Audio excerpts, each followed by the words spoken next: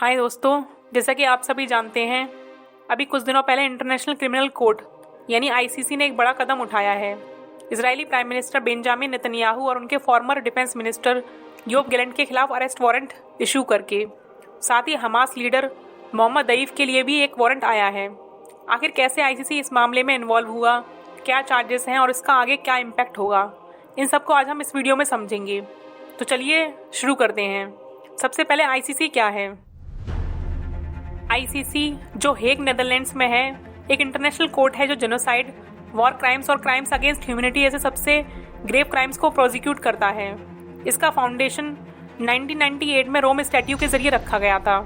अभी तक 124 देश इसके मेंबर्स हैं, जैसे ब्रिटेन, जर्मनी, जापान और अफगानिस्तान, लेकिन इंडिया, यूएस और चाइना इसके पार्ट नहीं है। तो फिर इजराइल और फलस्तीन का इस केस से क्या लेना देना।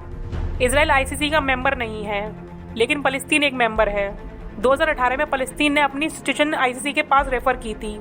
फिर 2023 में साउथ अफ्रीका, बांग्लादेश और कुछ और देशों ने इस इशू को दोबारा आईसीसी के सामने उठाया। अब चार्जेस की बात करें तो नेतन्याहू और गैलेंट पर वॉर क्राइम ऑफ स्टारवेशन का इल्ज़ाम है, जिसमें सिविलियंस को खाने, पानी और मेडिकल सप्लाई से जानबूझकर दूर रखा गया।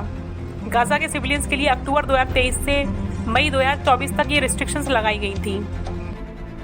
आईसीसी कहता है कि इंटेंशनली मेडिकल सप्लाईज जैसे एनेस्थेटिक्स गाजा में रोका गया।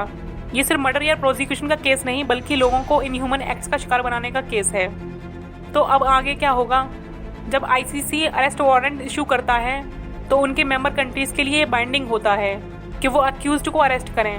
अगर नेतन्याहू या गैलेंट किसी मेंबर कंट्री में ट्रैवल करते हैं तो उनका अरेस्ट हो सकता है। लेकिन प्रैक्टिकल प्रॉब्लम ये है कि इजराइल के जो एलीज हैं, जैसे जर्मनी, फ्रांस और यूके आईसीसी के मेंबर्स हैं और अब तक इजराइल को सपोर्ट करते आए हैं। तो फिर ये जो जजमेंट आया है, इसका इम्पैक्ट क्या होगा। ये वारंट एक तरह का मोरल विक्ट्री है फलस्तीन के लिए। ये नेतन्याहू और इजराइल पर इंटरनेशनल प्रेशर को और बढ़ाता है। साथ ही नेतन्याहू का बाहर ट्रैवल करना मुश्किल हो सकता है बिना अपने एलीज को ऑकवर्ड सिचुएशन में डाले।